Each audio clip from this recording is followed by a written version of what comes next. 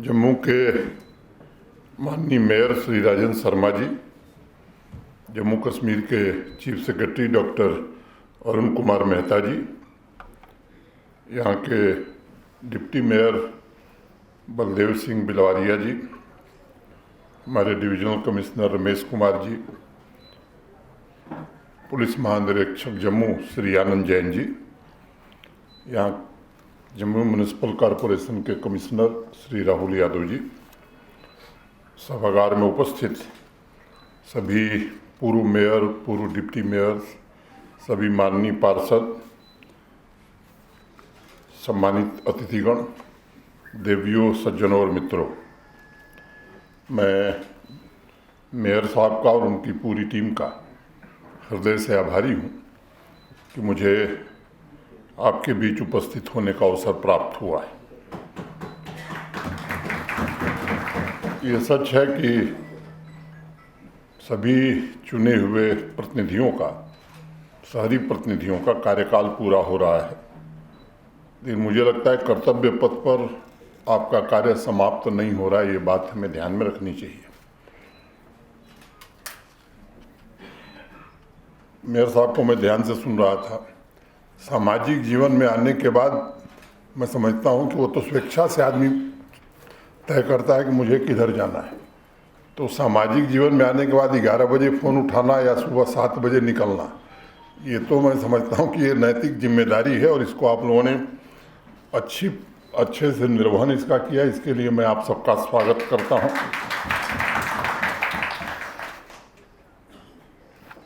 विस्तार से मेयर साहब ने बताया, मैं उसको दोहराना नहीं चाहता हूँ। 2-3 बातें मैं कह के बात खत्म करूँगा। एक तो ये सच है कि त्रिस्तरीय पंचायती राज व्यवस्था यहाँ देर से लागू हुई, लेकिन माननीय प्रधानमंत्री जी के निर्देश से आज मैं ये कह सकता हूँ कि 73rd और 74th अमेंडमेंट जो कॉन्स्टिट्यूशन के हैं, देर से लागू होने के बावजूद फंड, फंक्शन और फंक्शनरीज देश के किसी राज्य से बेहतर ढंग से जम्मू कश्मीर में हमने ट्रांसफ़र करा दिया है। और जिन राज्यों की पहचान है अर्बन गवर्नेंस में या पंचायती राज के काम करें, उनसे ज़्यादा डिपार्टमेंट, उनसे ज़्यादा काम हम लोगों ने चुने हुए प्रतिनिधियों को दिया है। 2 साल कोविड का कार्यकाल था, सबके लिए चुनौती थी और आप सब लोगों ने मेहनत किया, चाहे वो वैक्सीनेशन हो या लोगों तक मदद पहुंचाने का काम हो। उसके लिए भी मैं जम्मू कश्मीर प्रशासन की ओर से आप सब के प्रति हृदय से आभार व्यक्त करता हूं। जम्मू कश्मीर की गरिमा और स्थानीय लोकतंत्र के मूल्यों को सशक्त बनाना ये चुने हुए प्रतिनिधियों की सबसे बड़ी जिम्मेदारी होती है। वैचारिक मतभेद, राजनीतिक प्रतिबद्धताएं अलग अलग हो सकती हैं, लेकिन जहां हम रहते हैं, जिस शहर के हम रहने वाले हैं, मुझे लगता है कि मिल करके चलना विकास के कामों में ये बड़ा आवश्यक होता है और काफ़ी हद तक जम्मू म्यूनिसिपल कॉरपोरेशन ने इसमें सफलता पाई है। ये भी एक प्रशंसनीय विषय है।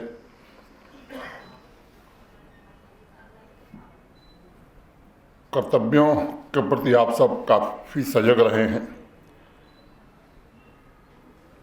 अब स्वाभाविक रूप से मूल प्रश्न सबके मन में जो है, मैं उसी पर आता हूँ कि चुनाव कब होंगे, क्योंकि बाकी बातें तो सब हो गई हैं। वो तो चुनाव जरूर होंगे। और दूसरी बात यह है कि चुनाव में वैधानिक कठिनाई थी।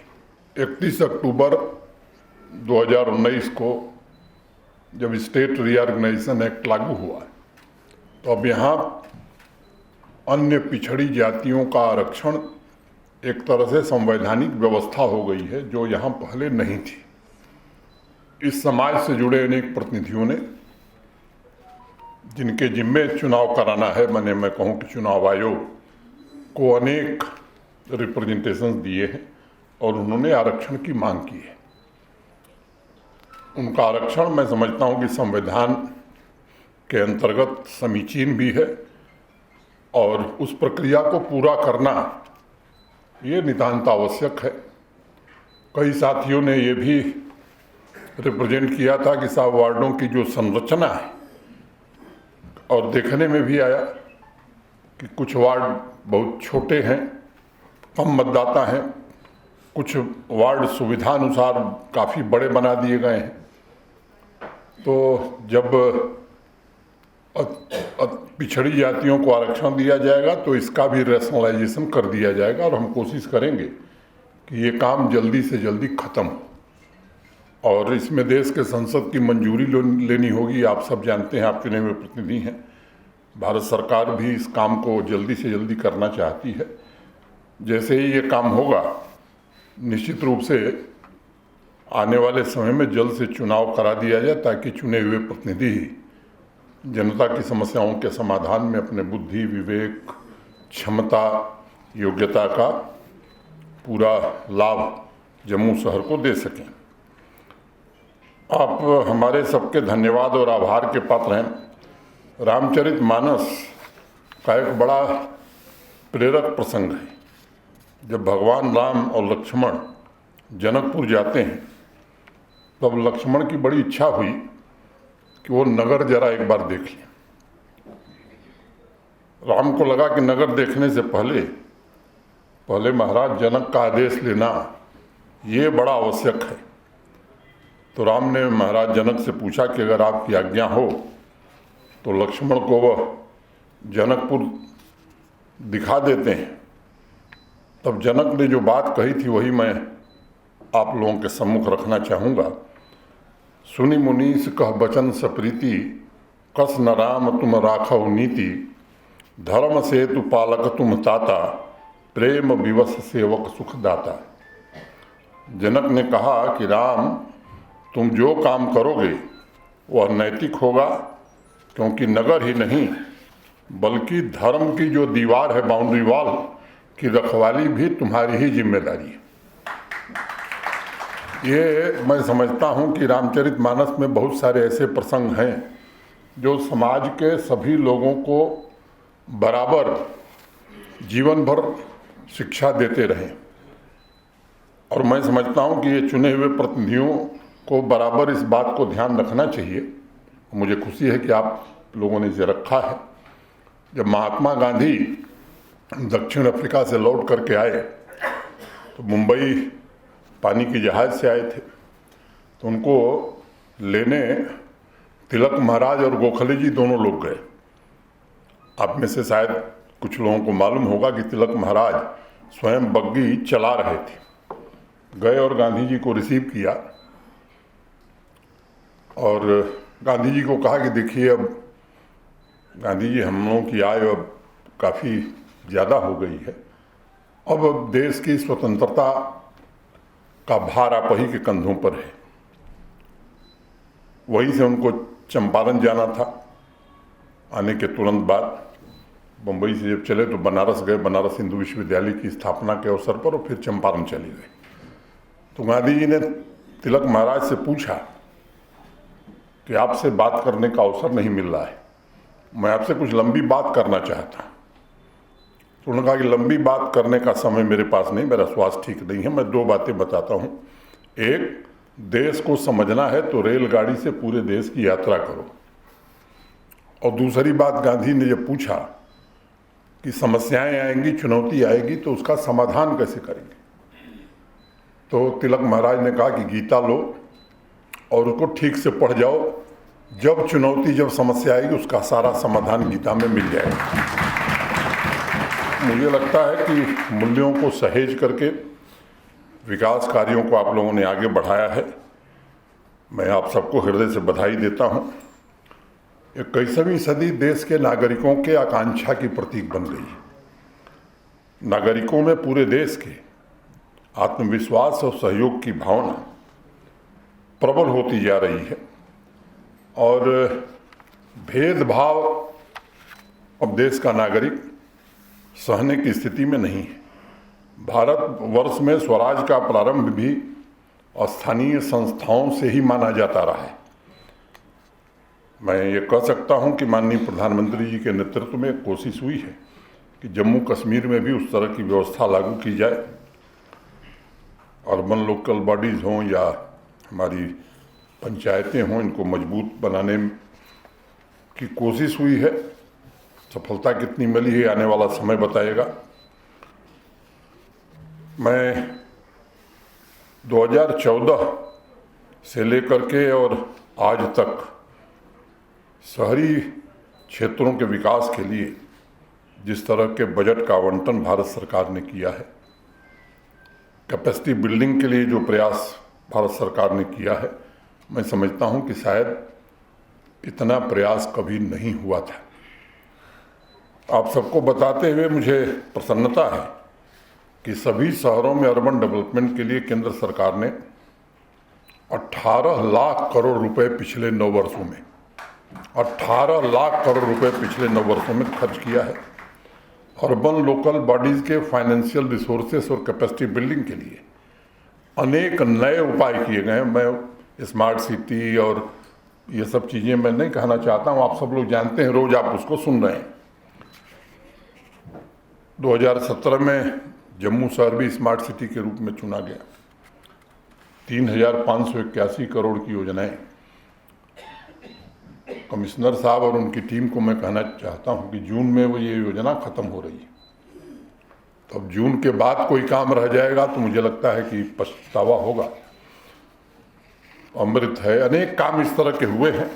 मैं आने वाले दिनों में आपके उज्जवल भविष्य की कामना करता हूं। उम्मीद करता हूं कि फिर से हम लोगों को मिलने का अवसर एक बार यहाँ मिले। इसमें से अधिकांश लोगों के साथ ये कोशिश की जाएगी। प्रधानमंत्री जी के दूरदर्शी नेतृत्व में ऐसी व्यवस्था और संसाधनों का इंतजाम और रिफॉर्म भी तेज गति से urban planning, building bylaws, green infrastructure और अफोर्डेबल हाउसिंग, ये ऐसे काम हैं जो मैं समझता हूं कि पूरे देश में हुए हैं। जम्मू भी उस दिशा में आगे बढ़ रहा है। ये सच है कि जम्मू के लोगों को अभी भी कभी कभी लगता है कि जो लंबे समय तक हमारे साथ भेदभाव हुआ, वो उस माइंडसेट से बाहर निकलने की ज़रूरत है। मैं बड़ी जिम्मेदारी से एक बात कहना चाहता हूं कि अब कोई भी किसी भी डिपार्टमेंट का बजट बने या बनता है तो जम्मू को कश्मीर से एक पैसा कम नहीं मिल सकता है। ये मैं आपको बहुत रिकॉर्ड पर ये बात कह रहा हूँ। ये व्यवस्था खत्म हो गई। हाँ, कुछ लोगों को ये लगता है कि जो पुराना भेदभाव से जल्दी से 3 साल में ही पूर्ति कर दी जाए, तो ये भी संभव नहीं, क्योंकि जो काम पहले हुआ जिसको आप गलत कहते हैं, वही गलत काम दूसरे से कराना ये उचित नहीं है। ढेर सारे काम हुए हैं, मैं उनके विवरण में नहीं जाना चाहता हूँ।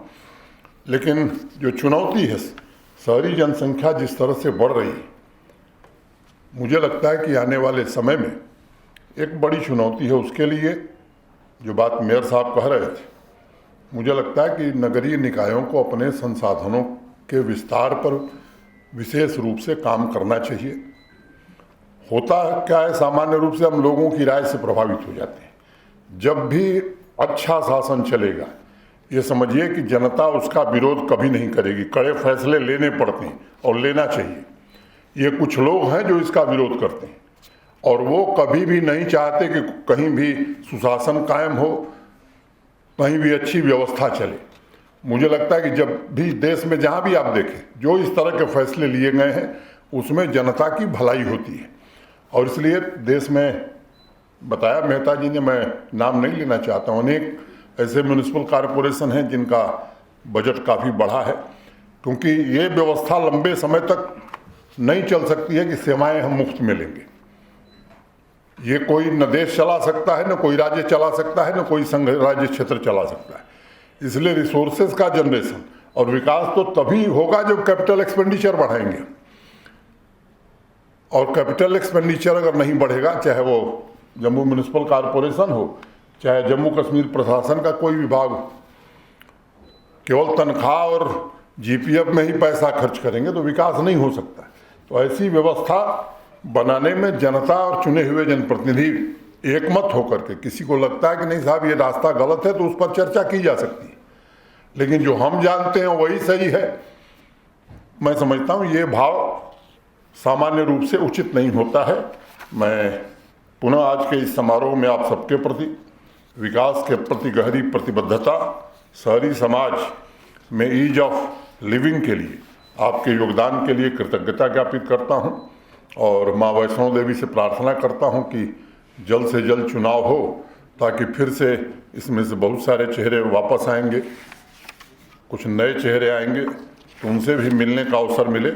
मैं आप सबके प्रति हृदय से कृतज्ञता ज्ञापित करते हुए फिर से आप सबको शुभकामना देते हुए, और दीपावली बीत गई है लेकिन देर से ही सही देर है दुरुस्त है। दीपावली की आज गोवर्धन पूजा है, आने वाले समय में सूर्य भगवान की पूजा, छठ की पूजा है। सबकी शुभकामना देते हुए मैं अपनी बात यहीं पूरी करता हूँ। धन्यवाद। जय हिंद, जय भारत।